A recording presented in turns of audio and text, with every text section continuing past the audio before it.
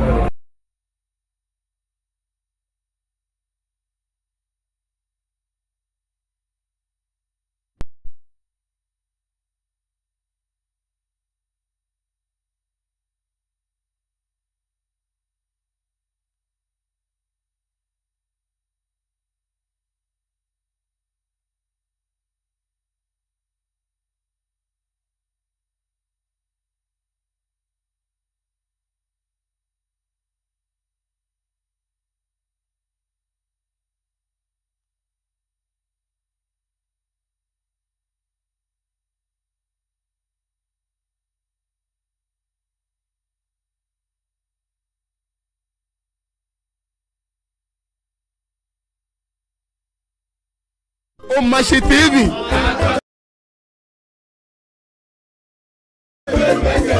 Ngene wa o Machi TV no. Bia wo show e. Kosumo wa bia ne o ngene o Machi TV me na wa ka wo tuni. Da be se be ne amba na wa o Machi TV no. Wona po o Machi TV. Ajatu enme kemenhye.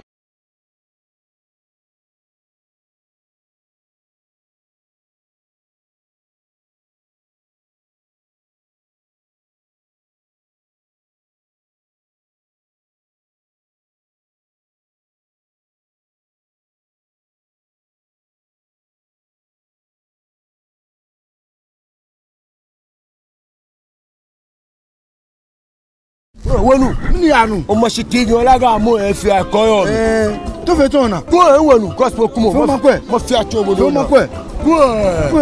bi anu no amu e kan mo ta kwade de kwe isi eko de bon oro mi ni e fo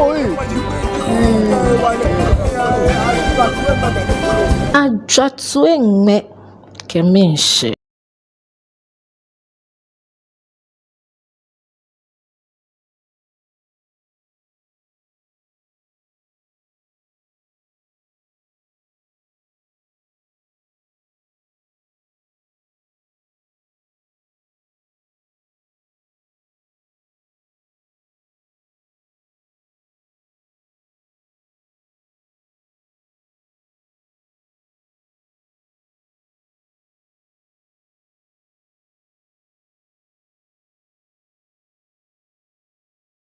Yo mbi o Machi bi kankan kama yue magba ifi kome ganiga balala kome anye gbenmo mi lo bekan cho manyawa yaw cho manyawa gbe nega manja jame wanka able manja chame wanka able manja chame e manja chame wanka able manja chame fese anya nulo ni gwadu akushi alaji gamanche manja gaja awa soto nega baga shineba ga maga sese bae be na mbaye nu ese ko oduachi ala bebe ni nu sako oduachi ala bebe manja gaja ton nega lakba kanane amenyeta umo menaga baje waga wobe manu wa krowa anawo amia amejawadoku ame manja ji bogete lawe ni la me afwe de kade shone aishi jame la me bi amaga uini wai amega manja go badon odawu aga wai amega manja go badon osakra oyi wado wonda boshi Mate Sacra, Ojiwato, Wataboshi. Abezo Drachia Unagano, Tetokoino. Abezo Drachia Unagano, Tetokoino.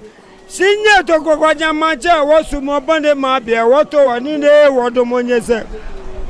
Nyatoko Guajamacha, was Sumobande Mabia, Wato, Wadire, Watomonyese. Ataso, Wamachano, Wable Mamacha. Atasia, Wamachano, Wable. Shana Menefe, Adesa, Qua, Nogaulabi. Hey, oh. Hey, oh. Nigga, church, Abanyaba. Yo. Boy. Nigga, la man, Nyanjo boy. Nyanji la man, Nyanjo. Only your Namaka, Nyanji la be. Nani ona Maga. Omashi TV. Ajatwengme keminche. Acho mi Charlotte ama. Mi yue ka jagbe nse. Nyebo Omashi TV. Ajatwengme keminche. Ajatwengme keminche.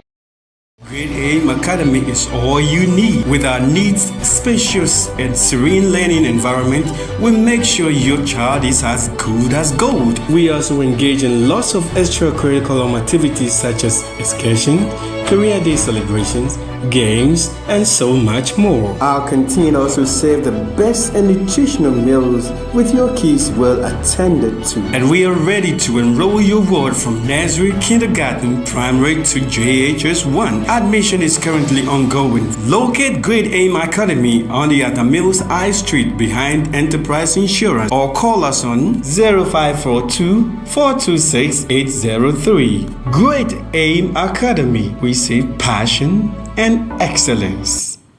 Hello, lovely viewers. You are all welcome on the program Fingerprints.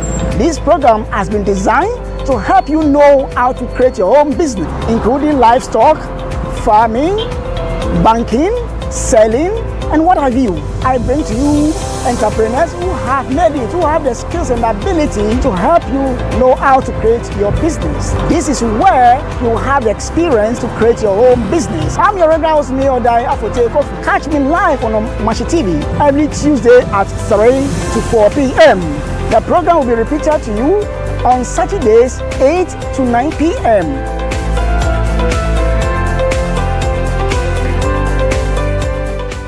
Gana bi gemanti asio mi bi fe ami penye gemba asaga mi fe hunu o ya he strut bona fe ni bi ni gba me ana woke amane bo aba foma bi anyi ke amla lo bona fe na amla akọ ni eyi ebua ni anya kesa ni ke chine ni fe o ya e ko me woke akutu nkwara ma fi assembly members na asan gba te ofilo ante woke police fui alo o che me ni me ayi abua ni onye lo kesa na kan fi mo ya ora don Inka police foi. Ke wo kwani na agbako e bi ene.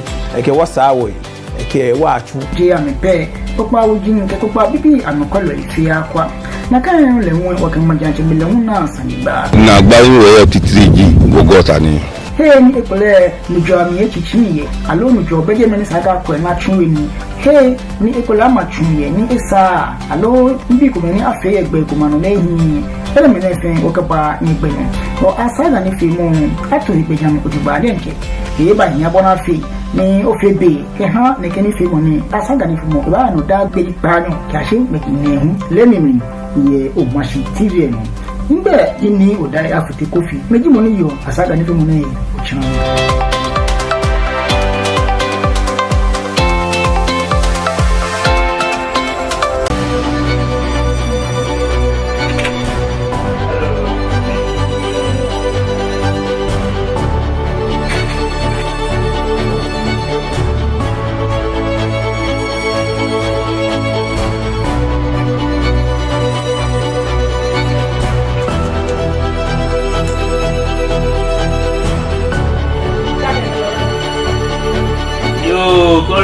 Okay, she died in a Kenyan children.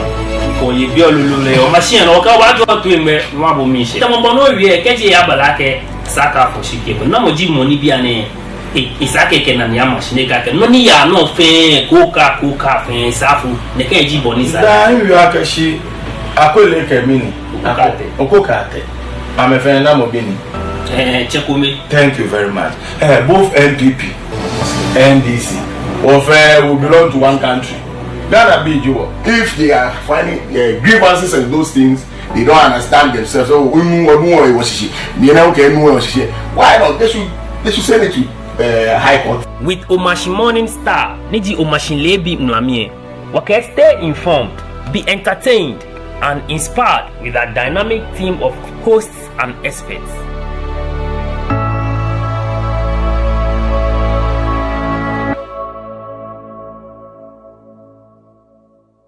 Are you looking for a media house for your upcoming events? Welcome to Omashi TV Production Crew, a digital station that offers live event coverage such as conferences, parties, corporate meetings, weddings, and live streaming on all social media platforms. Soft copies of events or production can be made available upon request. For further inquiries, call Omashi TV on 0536 772 262 or 0244 425 652. Omashi TV Production. Ajwa Twing Man. Can mean share.